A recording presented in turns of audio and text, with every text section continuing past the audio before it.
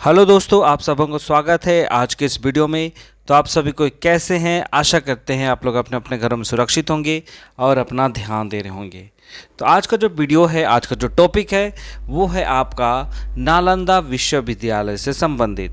और ये नालंदा विश्वविद्यालय आज के समय में एक बहुत ही अहम विषय का कारण बना हुआ है, बहुत ही महत्वपूर्ण टॉपिक बना हुआ है, क्योंकि अभी हाल ही में जो नालंदा विश्वविद्यालय है उसका फिर से हमारे देश के प्रधानमंत्री नरेंद्र मोदी के द्वारा इसका उद्घाटन किया गया है। तो यही आज का विषय है और ये आज के वीडियो में हम लोग जानेंगे नालंदा विश्वविद्यालय के बारे में, उसके इतिहास के बारे में, कुछ संक्षेप में उनके बारे में हम लोग बातों को समझने का प्रयास करेंगे। और ये जो नालंदा विश्वविद्यालय है उसका जो इतिहास है, उसका ऐतिहासिक जो गौरव है लगभग 1600 साल पुराना है। ये जो आपका नालंदा विश्वविद्यालय है वो विश्व का सबसे पहला सबसे पुराना विश्वविद्यालयों में से एक माना जाता है। और जो इसकी स्थापना की बात की जाती है तो इसकी स्थापना 5वीं सदी में किया गया था। और इसका अगर विश्वविद्यालय के नींव की बात करें तो इसके जो नींव रखा गया था वो गुप्त राजवंश के राजा कुमारगुप्त के द्वारा, जो कुमारगुप्त प्रथम थे, उन्होंने इस विश्वविद्यालय का नींव रखा था। और उस वक्त पे जब इस विश्वविद्यालय में कक्षाएं चलती थी, पढ़ाइयाँ होती थी, तो उस विश्वविद्यालय में 300 कमरे थे, 7 बड़े कक्ष थी और 9 मंजिला लाइब्रेरी भी यहाँ पे स्थित थी। ठीक है, और ये जो बात हो रही है 1600 साल पुरानी, ठीक है। और उस वक्त पे इस विश्वविद्यालय में 10,000 छात्र पढ़ाते थे और 1500 अध्यापक थे, मतलब शिक्षक 1500 थे। और स्टूडेंट की बात करें तो 10,000 स्टूडेंट थे, बल्कि यहाँ से सिर्फ भारत से नहीं बल्कि विदेशों से भी आकर यहाँ पे शिक्षा हासिल करते थे।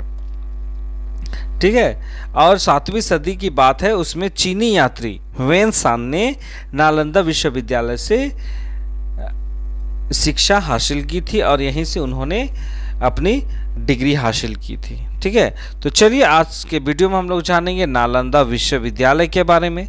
ठीक है, और वर्तमान समय में ये क्यों इतना चर्चा में है यह विश्वविद्यालय, उसके बारे में भी जानेंगे इस स्लाइड में। तो चलिए शुरू करते हैं। तो प्रधानमंत्री, जैसा भी आपको बताया मैंने कि ये वर्तमान में बहुत ही चर्चा का विषय है, तो क्यों है चलिए जानते हैं। कि हमारे देश के प्रधानमंत्री जो हैं वो नरेंद्र मोदी ने नालंदा विश्वविद्यालय के नवीन परिसर है ना, वहाँ पे जो नया परिसर का उद्घाटन उन्होंने किया है। नए कैंपस के उद्घाटन के साथ ही प्राचीन विश्वविद्यालय के इतिहास की चर्चा भी यहाँ पे देखने को हो रहा है। दुनिया के सबसे पहले आवासीय नालंदा विश्वविद्यालय का प्राचीन इतिहास है। इसका जिक्र कई किताबों में किया गया है। जितने भी ऐतिहासिक पुस्तकें हैं उन सारे पुस्तकों में इस विश्वविद्यालय की चर्चा हर एक जगह है। ठीक है, और इस विद्यालय में कई महान लोग पढ़ाई करते थे। ऑक्सफोर्ड, कैम्ब्रिज से भी 600 साल पहले नालंदा विश्वविद्यालय की स्थापना हुई है। ठीक है, ऑक्सफोर्ड और कैम्ब्रिज विश्वविद्यालय जो अभी वर्तमान समय में ये महान विश्वविद्यालयों में से एक माना जाता है, इससे भी पहले मतलब 600 साल पहले इस विश्वविद्यालय की स्थापना हो चुकी है। ठीक है, और ये जो विश्वविद्यालय जो है नालंदा, वो 3 शब्दों को मिलकर बनाया गया है। पहला शब्द है ना, आलम और द। ठीक है, ये 3 शब्दों को मिलकर नालंदा का शब्द का निर्माण किया गया है। अगर इसके अर्थ का बात करें, इसका मतलब का, तो इसका मतलब होता है ऐसा उपहार जिसकी कोई सीमा नहीं। नालंदा का अर्थ होता है गुप्त काल में, जो गुप्त काल के दौरान 5वीं सदी में इसका निर्माण किया गया। इसका इतिहास शिक्षा के प्रति भारतीय दृष्टिकोण, इसकी समृद्धि को दिखाता है। विश्वविद्यालय की महत्व भारत समेत पूरी दुनिया में एक अनमोल धरोहर के रूप में माना जाता है। तो आपको यहाँ पे इस स्लाइड के माध्यम से बहुत सारी बातों को जानने का मौका मिला। तो चलिए इस स्लाइड में हम लोग इसके गौरवशाली इतिहास के बारे में समझेंगे। ठीक है, प्राचीन भारत की बात है जिसमें नालंदा विश्वविद्यालय एक प्रमुख और ऐतिहासिक शिक्षण केंद्र के रूप में जाना जाता था पूरी दुनिया में। और ये जो विश्वविद्यालय है वो दुनिया का सबसे पहला आवासीय विश्वविद्यालय है, मतलब रेसिडेंशियल यूनिवर्सिटी है दुनिया का पहला, जहां पर एक ही परिसर में शिक्षक और छात्र रहा करते थे, एक ही परिसर में। ठीक है, और गुप्त सम्राट कुमारगुप्त प्रथम ने इस विश्वविद्यालय नालंदा विश्वविद्यालय की 400 ईस्वी में इसकी स्थापना उन्होंने किया था। कुमारगुप्त प्रथम के द्वारा 450 ईस्वी में इस विश्वविद्यालय की स्थापना की गई थी। और साथ ही साथ हर्षवर्धन और पाल शासकों ने भी इसका संरक्षण किया था। गुप्त वंश में इसका स्थापना हुआ था और कुमारगुप्त प्रथम ने इसकी स्थापना की, और साथ ही साथ पाल शासकों ने, हर्षवर्धन ने भी इसका संरक्षण का काम, देखरेख का काम किया था। और इस विश्वविद्यालय की भव्यता का अंदाजा इसी से लगाया जा सकता है कि इसमें 300 कमरे थे, 7 बड़े कक्ष थे और अध्ययन के लिए 9 मंजिला एक विशाल पुस्तकालय का भी निर्माण किया गया था। और इस पुस्तकालय में जो 9 मंजिला विशाल पुस्तकालय है था, उस वक्त पे 90 लाख से अधिक पुस्तकें वहाँ पे रखी जाती थी, जहाँ पे छात्र जाकर शिक्षा हासिल करते थे, पुस्तकों को पढ़ते थे। तो ये हमारे देश के लिए बहुत ही गौरवशाली एक इतिहास है, एक कह सकते हैं हमारे लिए गौरव वाली बात है। ठीक है, कि हमारे पास दुनिया का सबसे पहला आवासीय विश्वविद्यालय स्थित था और उसका नाम था नालंदा विश्वविद्यालय। और इस स्लाइड में हम लोग जानेंगे कि इतना महत्वपूर्ण स्थान क्यों रखता है ये नालंदा विश्वविद्यालय, क्योंकि इस विश्वविद्यालय में 10,000 से अधिक छात्र पढ़ते थे और 1500 से अधिक शिक्षक यहाँ पे लोगों को शिक्षा देते थे। ठीक है, नालंदा विश्वविद्यालय में किसी समय 10,000 से ज़्यादा शिक्षक छात्र पढ़ते थे और उनको पढ़ाने के लिए 1500 से ज़्यादा शिक्षक यहाँ पे काम करते थे। ठीक है, छात्रों का चयन उनकी मेधा पर किया जाता था, मतलब मेरिट लिस्ट के माध्यम से यहाँ पे छात्रों का चयन किया जाता था। और सबसे खास बात यह था इस विश्वविद्यालय का कि यहाँ पर शिक्षा, रहना और खाना सब कुछ निःशुल्क था। जैसा आप सभी को जानते हैं, अभी वर्तमान समय में जो शिक्षा जो है वो सबसे अधिक महंगा माना जाता है और ये आजकल के समय में एक व्यापार का अड्डा बन चुका है। और हमारे भारत पे शिक्षक पे, मतलब शिक्षा हासिल करने के लिए हमें टैक्स भी देना पड़ता है।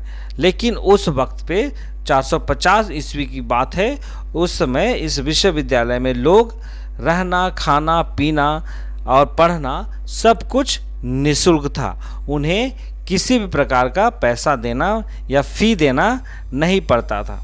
ठीक है, चलिए, और इस विश्वविद्यालय में बाहर से भी लोग आके पढ़ते थे, सिर्फ भारत के नहीं बल्कि कोरिया, जापान, चीन, Tibet, Indonesia, Greece, Iran, Mongolia जैसे देशों के भी छात्र यहाँ पढ़ने के लिए आते थे। तो अगर कहा जाए तो ये जो विश्वविद्यालय है एक इंटरनेशनल विश्वविद्यालय, इंटरनेशनल यूनिवर्सिटी के रूप में भी इसको आप देख सकते हैं, क्योंकि यहाँ पे सिर्फ भारत के नहीं बल्कि अन्य देशों से भी यहाँ पे आके लोग पढ़ते थे। जो आजकल के समय में ये जो देश जो हैं वह विकसित राष्ट्र कहलाते हैं। विकसित राष्ट्र के जो स्टूडेंट है उस वक्त पे 1600 साल पहले यहाँ पे आके शिक्षा हासिल करते थे हमारे देश में, है ना। चलिए आगे हम लोग देखेंगे। अभी यहाँ पे हम लोग जानेंगे इस स्लाइड के माध्यम से कि हमारे देश में बहुत सारे विदेशी यात्री आए हैं। अधिकतर हमारे पड़ोसी देश चीन से बहुत सारे विदेशी यात्री आए हैं और हमारे देश के इतिहास को समझने का प्रयास किए हैं और पूरी दुनिया में भी उनके माध्यम से हमारे देश का गौरवशाली इतिहास पूरी दुनिया को भी दिखाने का काम किया है। तो उन्हीं में से एक है चीनी यात्री जिनका नाम ह्वेन सांग था। ठीक है, ह्वेन सांग था, वो एक भिक्षु भी थे। उन्होंने बौद्ध धर्म को आकर्षित उन्होंने किया और उन्होंने इस धर्म में भिक्षु के रूप में भी उन्होंने अपना योगदान दिया और उन्होंने नालंदा विश्वविद्यालय से ही शिक्षा हासिल उन्होंने किया था। ठीक है, इस विश्वविद्यालय में पढ़ने के लिए अधिकतर से अधिकतर एशियाई कंट्रीज़ बहुत ज़्यादा आए हैं, है ना। एशियाई कंट्री में चाइना हो गया, कोरिया हो गया, जापान हो गया, वहाँ से बहुत सारे बौद्ध भिक्षु आते थे और यहाँ पे शिक्षा हासिल करते थे।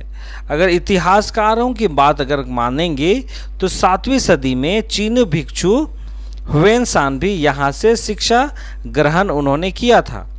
ह्वेन सांग अपनी किताबों में नालंदा विश्वविद्यालय की भव्यता के बारे में लिखा है, लोगों को बताने का काम किया है। अब बौद्ध के 2 सबसे अहम केंद्रों में से यह एक केंद्र माना जाता था बौद्ध धर्म के नज़र से। अब प्राचीन भारत में ज्ञान और बुद्धिमत्ता के प्रसार के लिए इस विश्वविद्यालय ने अहम योगदान दिया था। आप सबों को याद रखना है कि इस विश्वविद्यालय की जो मुख्य था वो बौद्ध केंद्र के रूप में इसको जाना जाता था। ठीक है, चलिए आगे के स्लाइड में चलते हैं और इस स्लाइड में हम लोग समझेंगे कि यह जो विश्वविद्यालय है किस प्रकार से एक ज्ञान का भंडार के रूप में जाना जाता था और इस विश्वविद्यालय में किस किस विषय पे शिक्षा हासिल की जाती थी। ठीक है, और ये जो विश्वविद्यालय जो है नालंदा विश्वविद्यालय वो दुनिया का ज्ञान भंडार भी कहा जाता था।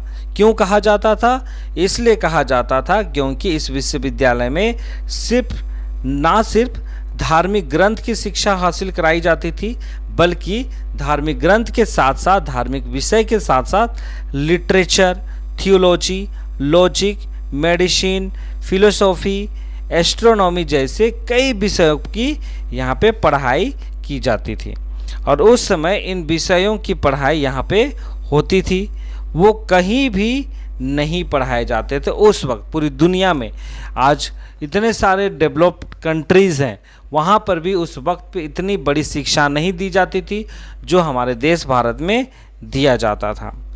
ठीक है, और 700 साल तक यह जो विश्वविद्यालय है दुनिया के लिए ज्ञान का मार्ग बना रहा। दुनिया के लिए क्यों? क्योंकि सिर्फ भारत से नहीं बल्कि अन्य राष्ट्रों से भी आके लोग यहाँ पे शिक्षा हासिल करते थे और यह जो विश्वविद्यालय है वो लगभग 700 साल तक पूरी दुनिया के लिए एक ज्ञान का रास्ता का प्रतीत बना रहा। ठीक है, और 700 साल तक लंबी यात्रा के बाद 12वीं सदी में बख्तियार खिलजी ने इस विश्वविद्यालय को जला दिया और इस विश्वविद्यालय को जलाने के कारण बहुत सारी क्षतियाँ हुई। विश्वविद्यालय पूर्ण रूप से जल के ख़त्म हो गया और यहाँ का जो विशाल लाइब्रेरी था, पुस्तकालय था, वो भी जल के ख़त्म हो गया और इसको जलाने में बख्तियार खिलजी ने इस विश्वविद्यालय को जला दिया था। ठीक है, और इसी जलाने के माध्यम से इस विश्वविद्यालय का अंत हो जाता है और वर्तमान समय में इस विश्वविद्यालय में बहुत सारी ओपन यूनिवर्सिटीज़ चलाई जाती है और अभी हाल ही में एक नया परिसर का स्थापना किया गया है नरेंद्र मोदी के माध्यम से, जो आने वाले समय में फिर से इस विश्वविद्यालय को जगाने का, जीवित करने का काम कर सकता है। तो चलिए आज के इस वीडियो में हमने बहुत सारी बातें जानी हैं, इतिहास को जाना है और यहाँ पे कितने छात्र पढ़ते थे, कितने शिक्षक होते थे उनके बारे में जाना है और यहाँ पे कई चीनी यात्री आके बौद्ध भिक्षु बनकर इस विश्वविद्यालय में शिक्षा हासिल किए और किस किस तरह की यहाँ पे विषय पढ़ाई जाती थी इनके बारे में जाना और किसने इस विश्वविद्यालय को जला के ख़त्म किया इनके बारे में भी हमने जाना। तो चलिए इसी के साथ मैं आज के इस वीडियो को यहाँ पे समाप्त करता हूँ। वीडियो आप सबों को कैसा लगा? वीडियो अगर पसंद आया तो वीडियो को लाइक कीजिए, वीडियो को शेयर कीजिएगा और जो लोग चैनल में नए हैं वे लोग चैनल को सब्सक्राइब कीजिए, बेल आइकन को प्रेस कीजिए ताकि वीडियो का हर एक नोटिफिकेशन आप तक पहुंच पाए। तो चलिए इसी के साथ आज की इस वीडियो को मैं समाप्त करता हूं। मिलते हैं एक नए वीडियो के साथ, तब तक अपना ध्यान दीजिए, सुरक्षित रहिए और खुश रहिए। बहुत बहुत धन्यवाद।